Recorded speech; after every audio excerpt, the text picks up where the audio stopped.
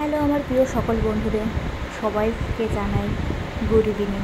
তো সবাই কী করছো তোমরা বুঝতে পারছো আমি কি করছি? দেখো আমি আজকে বানাচ্ছি ফুচকা বাড়িতে। তো দুপুরবেলায় আমি এগুলো বানিয়েছিলাম, কারণ রোদগুলো দেওয়ার ব্যাপার থাকে, তো তার জন্য আমি দুপুরবেলায় এইগুলো মানে ফুচকাটা যা যা দিয়ে তৈরি করতে হয় তার জন্য সব বানিয়ে নিয়েছিলাম। এরপর আমি বেলেও নিয়েছিলাম, এবার এক এক করে ভাজবো। এবার তেলে দিচ্ছি।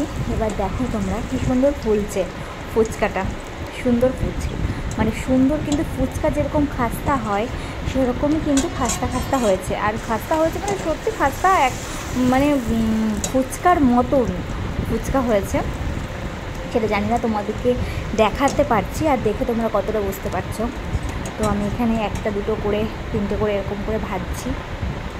এরকম করে করে বেশ এতগুলো ভাজা হয়েছে, আর সব কটাই ফুলেছে, মানে চুরমুর যে ব্যাপারটা থাকে সেটা 2-4-5টা মতো বেরিয়েছে। আর তাছাড়া সব কটাই মানে তোমার পুরো খাস্তা ফুলকো হয়েছে। আর কি বলবো, আমি এটা গরম বলে রেখে দিলাম, আমি দেখাতে পারছি না। দেখো কীরকম কত সুন্দর খাস্তা হয়েছে। আর এমনি এতগুলো ভেজে নিয়েছি, আরও এক থালা বাকি আছে। আর ভাজা হয়ে যাওয়ার পরে আমি এখানে দেখো রৌদ্রও বসিয়ে দিচ্ছি, কারণ বন্ধুরা একটু ভাজার পরে রৌদ্র না দিলে না সেটা খাজা থাকে না, খাস্তা থাকে না।